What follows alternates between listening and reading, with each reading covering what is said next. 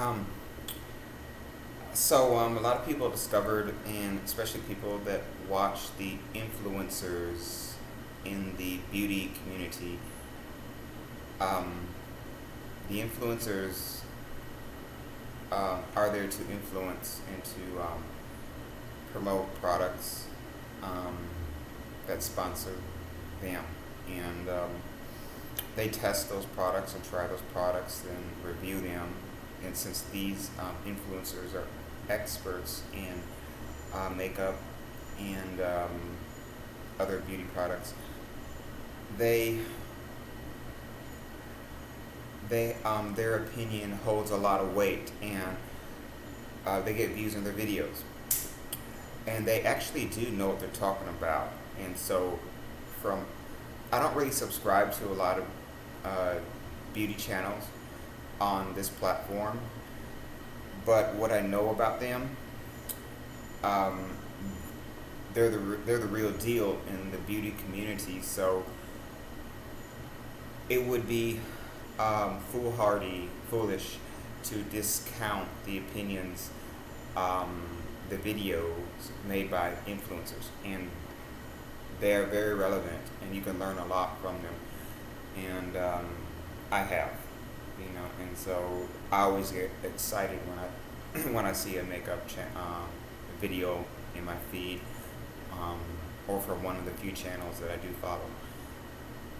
Um, then again, the influencers are the best, and more or less, well, they may not be the best, but um, they're very talented in makeup artistry and fashion and makeup. And so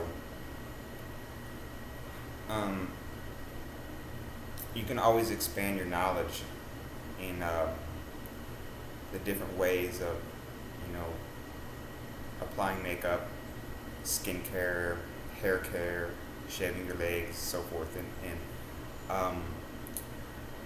all of these more feminine um, hobbies is not the word for it. You know what I mean? And that things that females have to do, trans or natural born, or my God, even like drag. They do it the same thing because they're female. Drag queens are female of a kind, and so because in what's called homosexuality, they have two different kinds. There's the male role and the female role, and so some homosexuals are really manly, and other ones are really feminine. And they're not feminine by portrayal or makeup. They're feminine by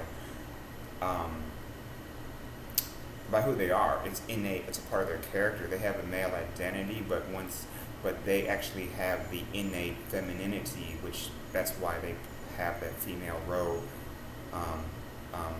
sexually. That's why. And that's all great. And I identify as trans, and which is something different because LGBTQ is not the same. It's different groups. You've got the L, you've got the G, you've got the B, and you've got the T, and you've got the Q, and the I. LGBTQI plus. So even though it's considered to be one community for the sake of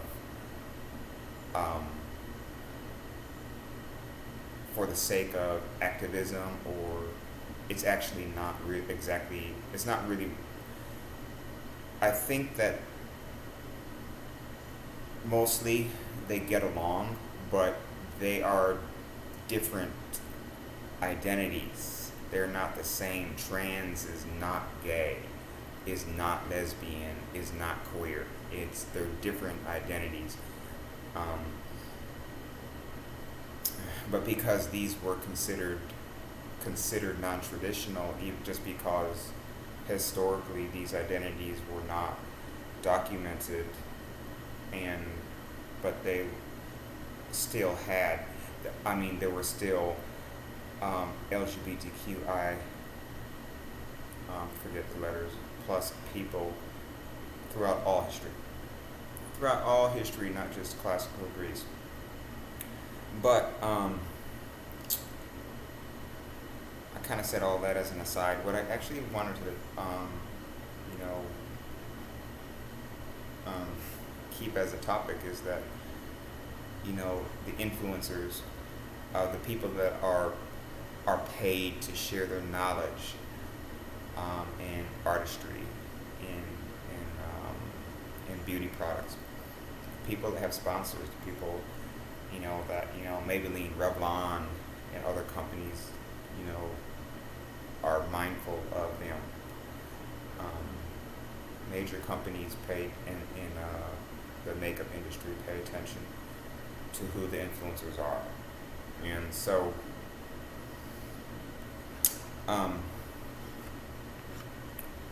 yeah, they have a lot of great advice. And the thing is, however,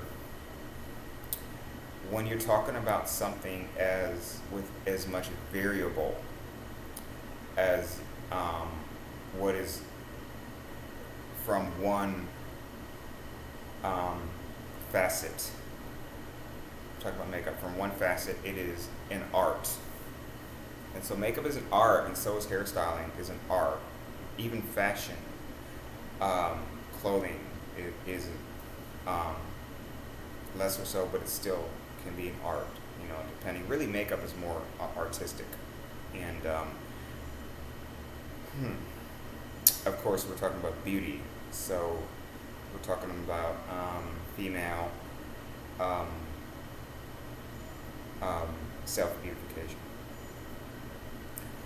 And for all forms of femininity. And that being said, the influencers are very talented people in makeup artistry, but you know, the problem is with amateur channels, amateurs that put up their little nonsensical videos on how to apply eyeshadow, how to not lose eyelashes, how to remove makeup, how to curl iron your hair or color your hair. I mean, the amateur videos are the ones you don't want to watch because it's really a bunch of BS. They don't know what they're talking about. They're really dumb and ignorant. They grew up, the content creators in those amateur videos, they grew up being told, do it this way, 1, 2, 3, and this is how it is. This is the right way. They tell people on their channels, you can't do this, you can't do that, you can't do that, when people can do that. And they might say, for example, in a video that you can't use an ironing curl to flip up, and when you can. And there's people, again, they're not influencers, they're not professional. They just, for whatever reasons, think that you can only use an ironing curl down to make a curl. There's a lot of what would be the term for it? There's a lot of incorrect information made by these people that are actually less than talented, and they're just dumb, just dumb as hell. But yet they share their inaccurate content. They share this content, and they actually believe what they're saying. Yet know that, however, when it comes to makeup, there's not. For example, like different countries have different. In different countries, of course, every country produces their own makeup, and a lot of makeup companies are international, global. You can buy globally, but yet there's makeup that you cannot buy that's made, let's say, in Italy, and you might be able to get it online, but you're not going to be able to get that makeup at the store. even at a high-end store, department store. Not to mention Walmart's not gonna have it. You know, CVS, Dollar General. You know, the what are those places called? The the the less expensive stores are not going to have it. The high end stores are not going to have it. You know, they don't sell. There's very few brands that you could buy. Um, there's a lot of high end brands that are French and Italian and perfumery and some other products, true, but so much makeup is what I'm trying to say. So much makeup stays within the country where it's produced, and so makeup application can be different and from country to country. So there's not one right way of doing it, and there's different ways that you can there's different ways that a female person, there's different ways a woman can trans person can put on makeup, style hair, jewelry. Let me see. So it's I guess the only thing that I would point out is that there are better ways to do. There's better ways to dress, and then there's not so good ways. The same thing with makeup, and there's some kind of wacko styles out there, and so it's not necessarily important. But there's some people that really don't know how to put their makeup on, and they struggle with it, or match their clothes, have their jewelry match, or have their let me see, balance, have a balance to their makeup on their face, and there's nothing wrong with that. There's actually nothing wrong with being in balance. There's nothing wrong with having very bright color, you know, let's say just as lipstick, and then more subdued colors for shadow and other areas of the face, and not having any bright jewelry or even clothing. And it does look imbalanced because it's very imbalanced, but at the same time, it's considered passable. It's considered acceptable, and a lot of people do that. And it's just, I think in fashion, in the last 5 to 10 years, they've gotten away from balance. And you look at the models, you look at the in the industry, in the beauty industry, and they have got fashion styles that are just not really all that well at all. They're not really good. That's just my opinion though, because they're good, but like I said, when it comes to makeup and beauty products, there's better, and then there's not so well, not as, you know, and much of it is really just preference. But yes, there really is an aesthetic to makeup. There really, because there is an aesthetic to it, and realizing that, you're going to be able to look and see, hey, you know, this is better than that. And you're also, just like people, you know, there's some people that are better looking. You got people there's beautiful people, and there's other people that you would not call them beautiful. You might think of them as being less than beautiful, you know. And so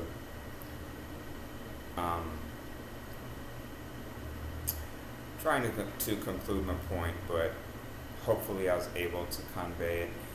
And yeah, so basically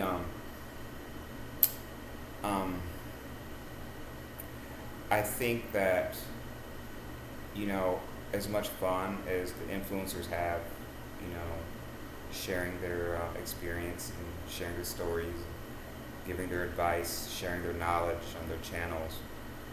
Um, Underneath all of that, um, merriment, underneath all of that,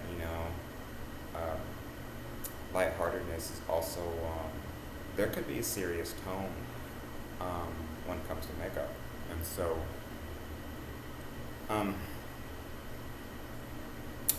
not because of any silliness like um, egos and okay, there's people that are in the beauty community who are immature, and I know what's been happening with some very important, notable influencers in the past so many years. There's been a lot of drama, which is a word they like to use.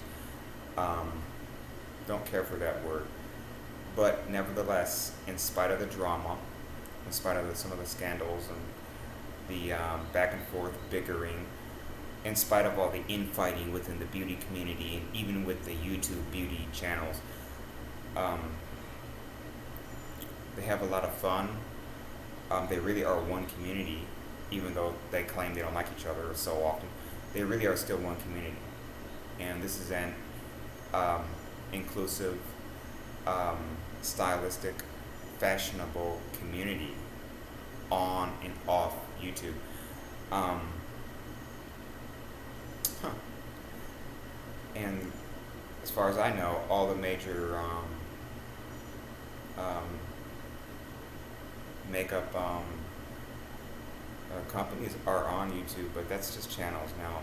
I want to say YouTube beauty community, everybody's talking about the influencers.